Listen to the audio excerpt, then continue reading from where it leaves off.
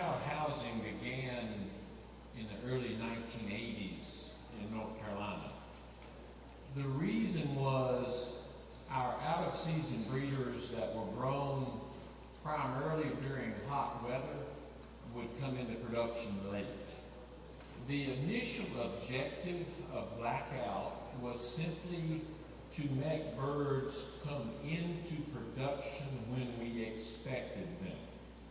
There was never any effort with blackout to improve egg production.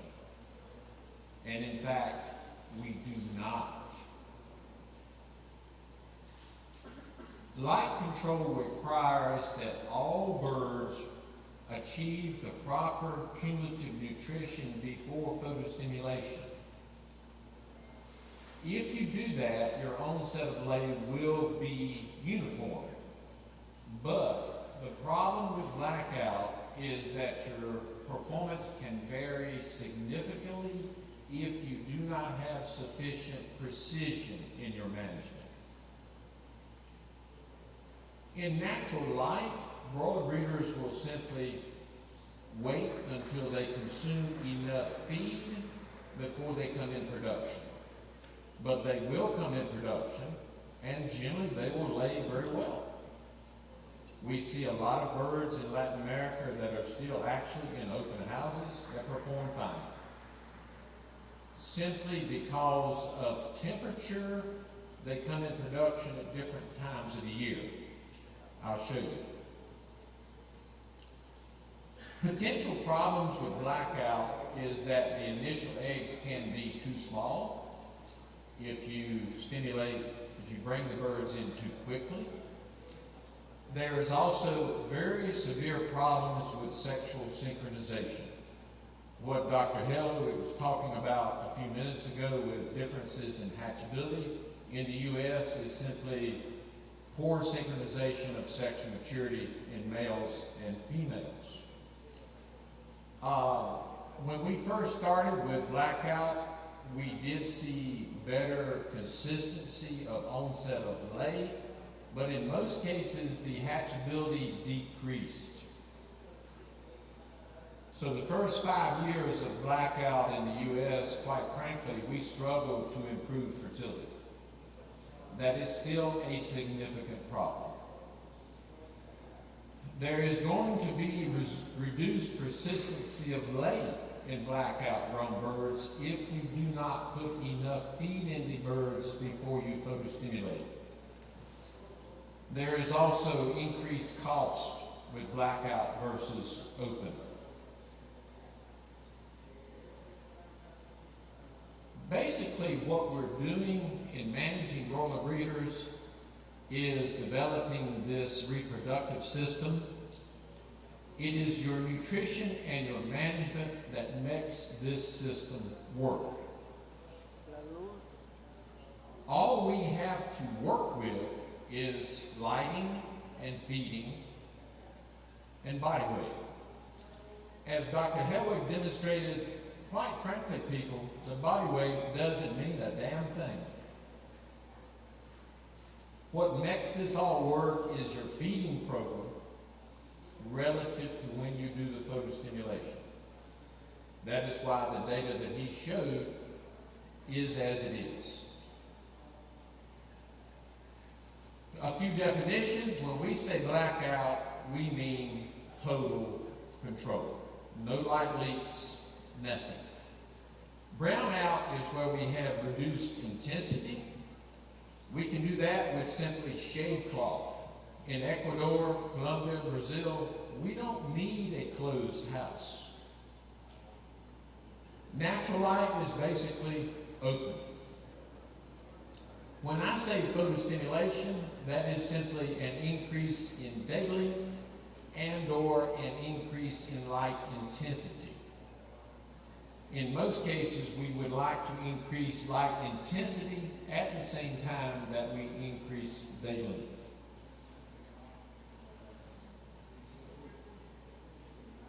The really important story is that you have to integrate the lighting program with the management and nutrition. These are not independent. put lighting into the equation, you have to increase the precision of your program. So the two primary objectives in these programs we're going to discuss is to create photosensitivity, and secondly, to have enough cumulative nutrition in the bird so that they will respond and have persistency. So the two primary objectives, photosensitivity is relatively easy. We simply have to have shorter days and lower light intensity during growing. To achieve proper cumulative nutrition, you basically have to worry less about body weight and more about nutrition and feeding. We're going to start to talk about the first part now. Basic rule of thumb. Never let light increase on a growing bird. Never let light decrease on a laying bird. This has been the rule for 50 years. Never changes. For me, proper light intensity in growing is 15 to 20 lux. Most people are too dark. Most people are too dark. In production, about 35 lux. Basically, your supplemental lights between lights on and sunrise in the morning and after sunset to lights off is about 35 lux.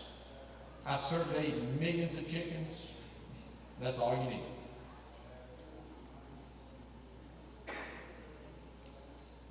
What you have to remember in curtain-sided houses, slat litter, for example, during the day, in the middle of the slat, light intensity can be as much as 350 lux. But actually, because there is this 100 to 1 rule about light intensities, all I have to have in the morning and afternoon or the evening is 35 lux. Open house rearing is still very practical in the tropics.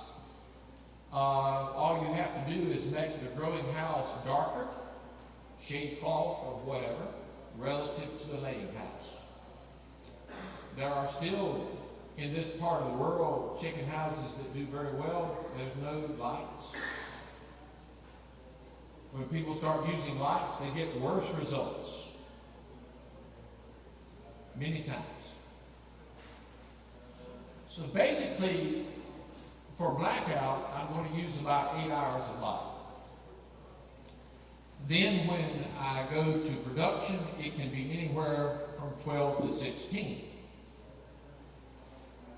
Basically, when you photostimulate, you simply have to increase the day length, and the day length has to be long enough to not have some decline in day length due to natural light. So here in Ecuador, 14 hours in production should be plenty. Anything more than that, you're wasting electricity. Now, this is an 8-hour blackout. If I cut the light off during the day, there's no trouble because the bird measures from this to here. But what I see people do, you'll have a blackout, and for some reason, they cut on the light during this dark period. You have photostimulated the bird. It only takes 1 day to destroy your program. All you have to have is one light pulse during the dark period. It can be as little as 2 minutes, and you have destroyed your entire program. You cannot, once you go to blackout, you cannot violate that rule. You do not have option. This would be a typical program that I would use. in most companies I work with. We use the longer light for the first 7 days or so to get them eating. We will go to typically 21 weeks for photostimulation, and Dr. Hell was correct, we're moving to 22, 23. The reason we're moving to later photostimulation is because if I try to keep the body weight low, I have to grow the birds longer to get enough nutrition. So, correct age at photostimulation. This is an example of photostimulating when the birds have consumed 1,190 grams of protein versus 1,120. This is a difference of 70 grams of protein. You see the difference in hatchability. Same body weight. But once you go to blackout, you have then created a very dangerous weapon. If you stimulate too early, basically you stop the bird from accumulating nutrition that it needs for persistency. Problems with persistency are due to not enough nutrition before photostimulation. Problems with persistency of fertility has to do with protein. This is female effect, not male effect. Problems with persistency of egg production have to do with energy before photostimulation, not body weight. If you have an open house with no light control, the birds simply wait until they consume enough nutrition before they start production. If you force the birds to start production before they consume the correct nutrients, you get these kinds of problems. And everybody's looking in the chicken house, what is wrong with the males? This is a problem of females being photostimulated too early.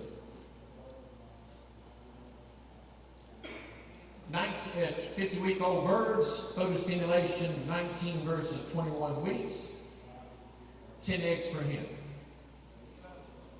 Some of the differences Dr. Hellwood was talking about earlier today is simply differences in age at photostimulation. 3 days difference in age in photostimulation will change your egg production 6 eggs per hen.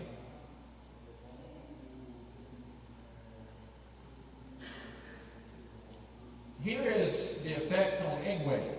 These birds are photostimulated at 147 days. These birds at 161. The body weight at first egg is the same. Even though they're photostimulated 2 weeks later, body weight at first egg is the same. But egg weight is 2 grams difference. Age at photostimulation controls egg weight, not body weight controls egg weight. These birds are the same body weight, 2 gram different egg.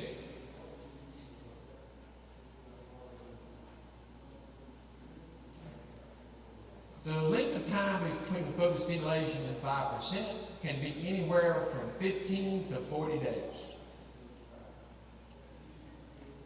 Later photostimulation typically gives you a faster response because the birds have consumed more nutrition before you do the stimulation. If you have birds that are coming in production late, stimulating earlier will not solve the problem. You have birds coming in production late, you have to stimulate later to solve the problem. To get the nutrition in the bird so that they will respond to the stimulation. Later photostimulation has the advantage of increasing the early egg weight. And in most cases, actually does increase egg production. If you look at natural versus artificial light rearing,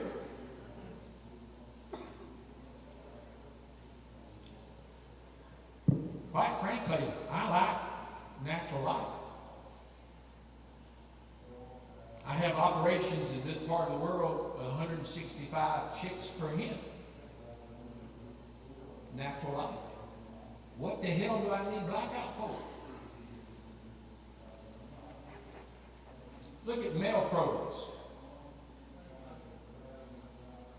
This is data developed by Dr. Hugo Romero Sanchez, one of my former students, and myself. This is from Peru, Colombia, and Brazil. These are males that were grown in brownout, which is the yellow line. This is males that are grown in open houses, the green line. Males grown in open houses have better fertility. Period. Always. These are the actual numbers. On the hatchability is about 4%. But let's look at why. These are the body weights.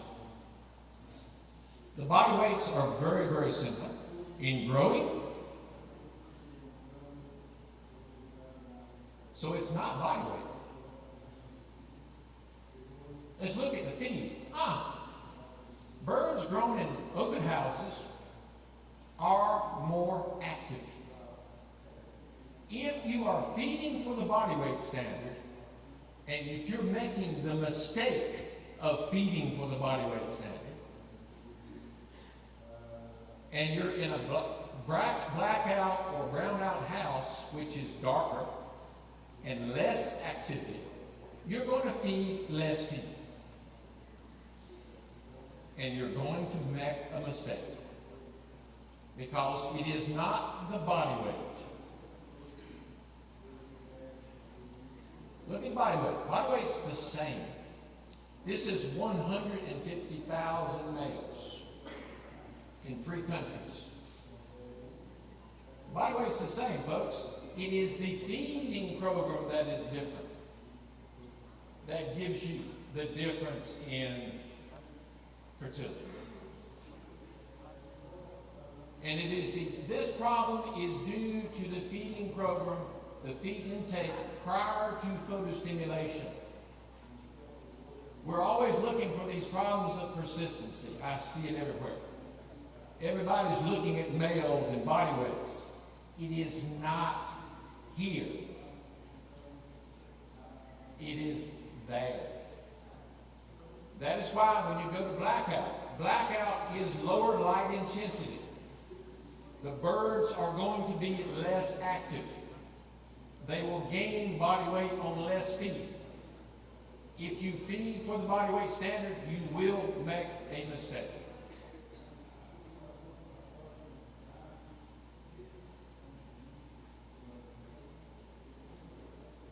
Open house rearing produce better fertility and hatch.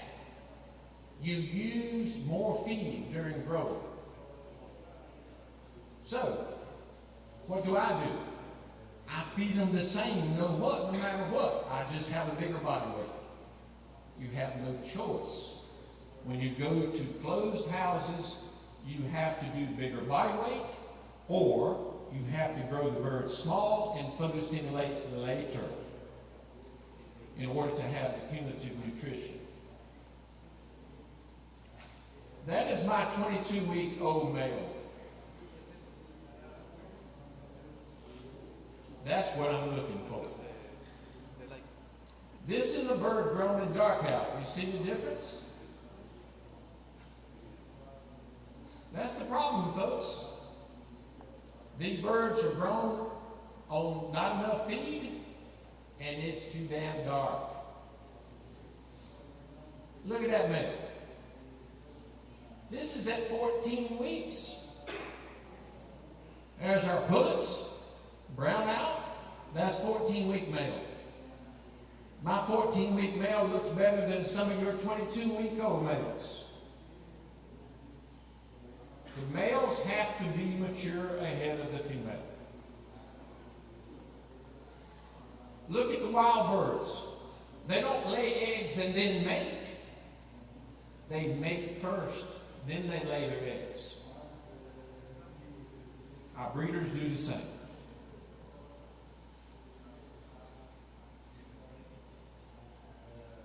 Do you need lights at all?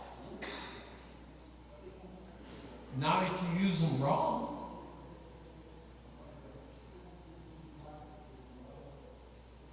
I see many people put in blackout and get worse results because they think they can save feed. And the people that sold them the equipment told them they could save feed. And that is not possible.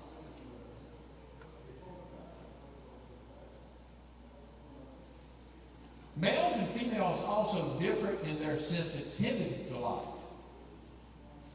Males are cumulative. They don't have a threshold like females. All the males need is a little bit greater light intensity and sufficient protein. They will mature. The intensity is more important in the male, whereas the female is more responsive to the change in day length. I want my males to mature ahead of my females. I have to feed them, and I generally grow my males on brighter light. What I'm looking for is males with short legs and red color. If you find males, if your males are growing spurs, it is because you are growing your males incorrectly. Males that are mature and mate do not develop the spurs. When you see spurs on your males, it means you have grown the males too dark and with not enough feed.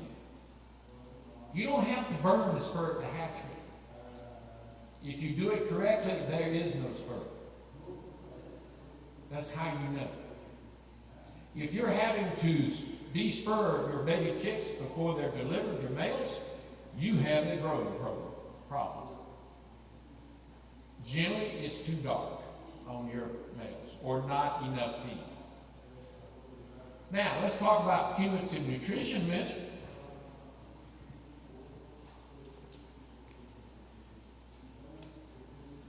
As I've just demonstrated to you, if you go to light control, which is more feed efficient, and you worry about body weight, you're not going to feed enough feed, males and females.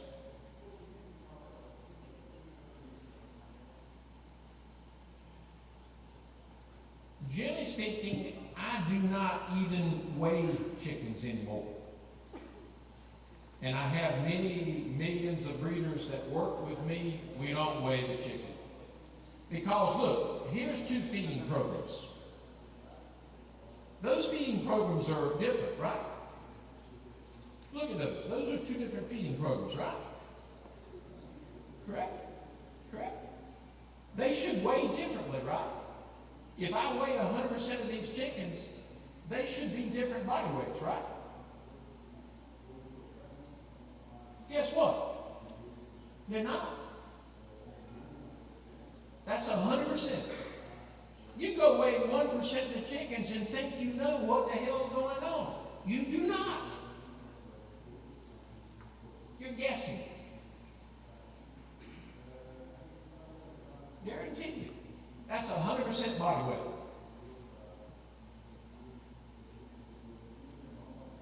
I weigh 100% of chickens if I ever weigh chickens at all. When you weigh 100%, they weigh the same. I don't worry about weighing the body weight. I worry about the feeding program and feeding the bird consistently. Another thing you see, look at the feathers on the wings.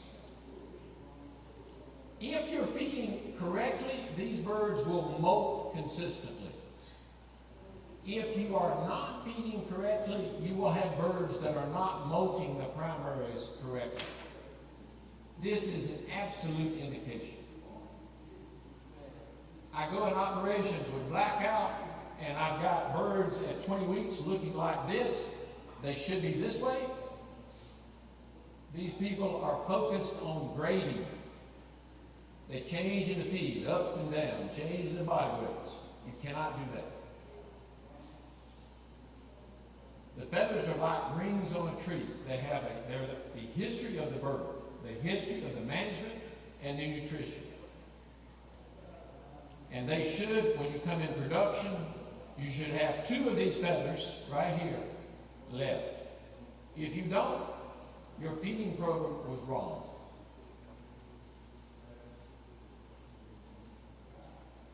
Let's look at artificial light rearing, which is typically what we do now in the U.S.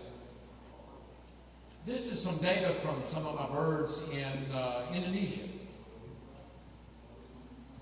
This small company, they have 15 million breeders. 15 million breeders. Okay?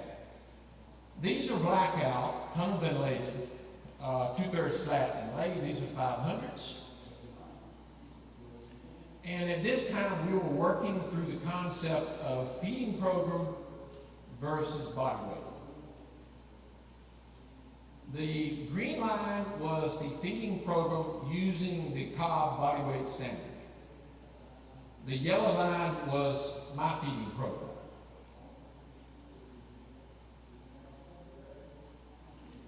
These are the actual body weights. In my program, typically I feed a little bit more feed, so I expect a little bit more body weight. In fact, the body weight at 20 weeks, my bird is 400 grams larger. 400 grams larger. Now, what that tells you is my bird has more cumulative nutrition. That's what it tells me. It's not that it's bigger, it has more cumulative nutrition. And in a low light intensity blackout, my bird is closer to the minimum. Now, the trick is, what I do is after photostimulation, I feed to peak slowly. My birds at 50% production will only be 130 grams of feed. So I put the feed in the bird before photostimulation so that all the birds will respond. If they respond, then you can feed to peak slowly. You can utilize the reserve the bird had during growing, and they'll peak very well. No problem. But, folks, we are in the broiler business. The question is, which one of these has the best broiler? That broiler at 35 days is 85 grams bigger. Egg weight is the same. We can change broiler performance anywhere from 85 to 150 grams by changing the breeder feeding and the incubation. We do it every day. I'm more focused on broilers than I am on the breeder, because that's where we make the money. And even if you're in the chick or egg business, if your broilers don't perform, people are not going to buy your chicks or your eggs. So we have to be focused on this. Now, many, many years ago, through our work, we developed these minimum standards for cumulative nutrition before photostimulation. This is irrespective of body weight. If I put a bird in a hot house in blackout, they will be bigger because you're more feed efficient. Low activity, low light intensity, higher temperature, you have to grow a bigger chicken.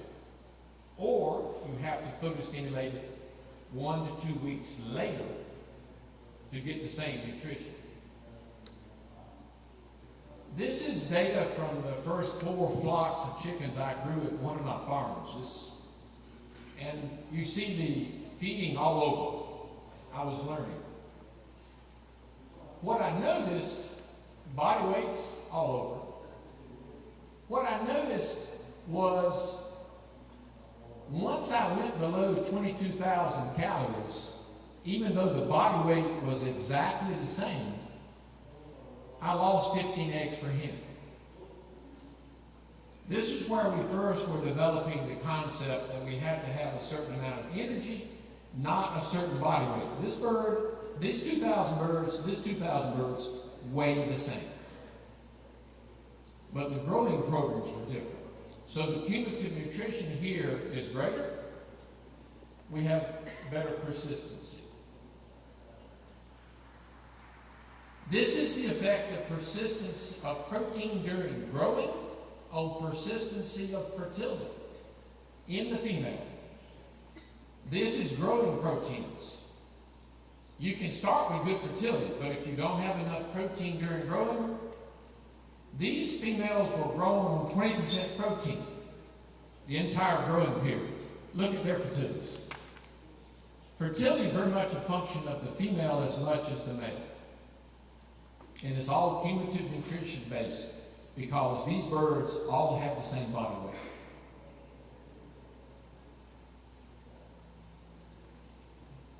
There's a trend I see in the industry where people are worried about breast meat and they're lowering protein in growing. This is the effect of protein during growing on the female.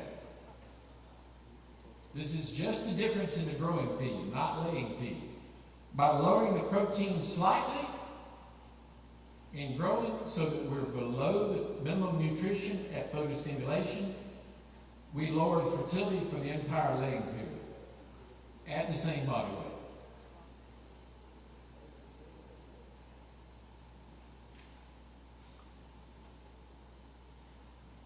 This slide cost me $1.2 million in research money. $1.2 million for this one slide. This is a summary of the work we did. This is cumulative protein at 140 days and fertility. The white bar is the last part of the laying period. This is protein consumption in the female. At this particular point in time, we were photostimulating at 141 days. It all has to do with what nutrition you put in the bird before you photostimulate. When you start with light control, it is very easy to stimulate bird 25 grams too early or too late. You have to move the bird on the schedule. You do not have the flexibility of saying, we don't have enough people, we have to wait a week or we have to move a week earlier. You no longer have that flexibility. It is a very dangerous weapon if you do not do it correctly. Now, what I like to do is achieve these nutrient targets and then wait 1 week. I like to hit the nutrient targets and then wait 1 week. And the reason is, if I wait 1 week, I know that all the birds have enough nutrition. Let me show you another example. These are Cobb 500s. Same energy in the feed, same feeding program, but I have 3 different protein levels during growth.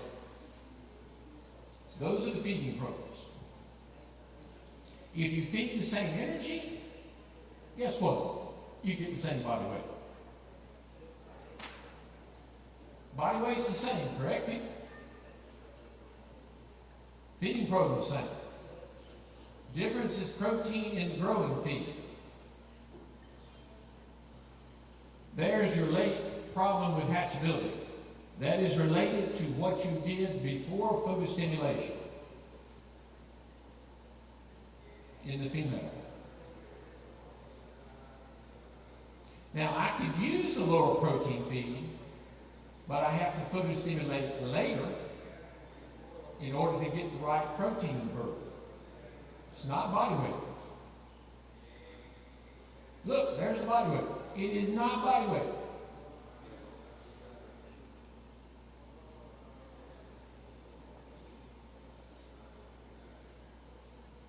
That's the difference in 5 days in photostimulation. These birds were stimulated 5 days before the other birds. That's it. Once you have the light control, you have to become better managers. Much better managers. We worry about uniformity. You do. I don't grade any chickens if I can avoid it. Most people that I work with, we generally grade one time, 6 weeks. All I do is take this small 15%, feed them 2 grams more per week, crowd everything else, no problem. The problem with grading is right here. When you have photostimulation control with blackout, you have to make sure that the small birds have enough nutrition. Now, the way I do this is I crowd the feed space. I get more uniformity that way. And then I photostimulate 1 week after my minimum.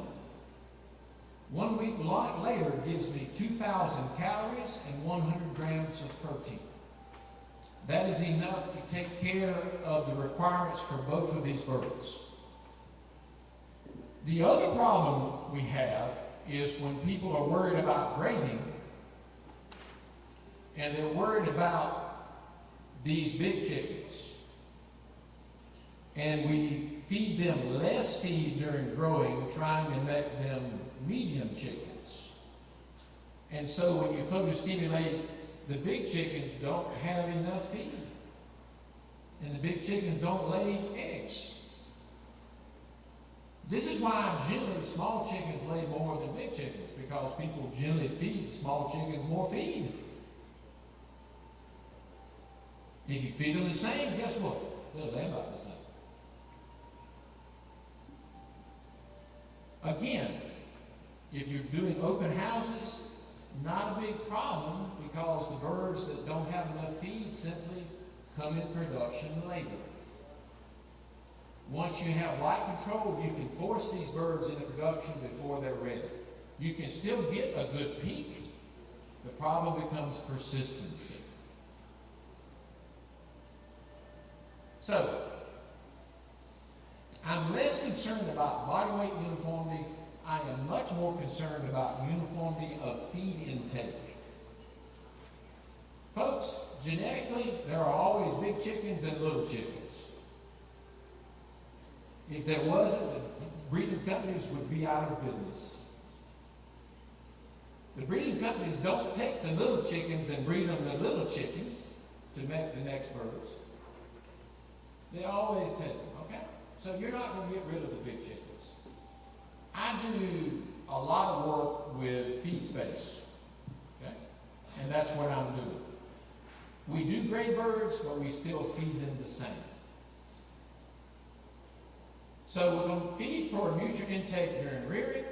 I typically photostimulate 1 week after achieving the cumulative targets.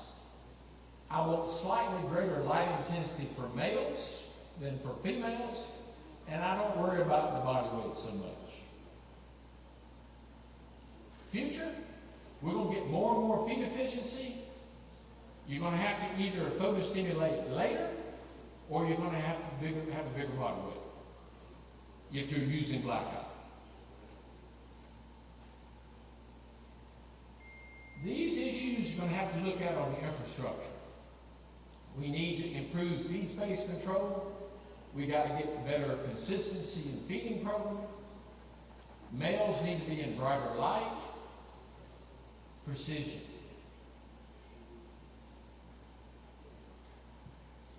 Thank you very much for your attention, and thank you to Arm & Hammer, which is really new in the business, is our sponsor today. Thank you.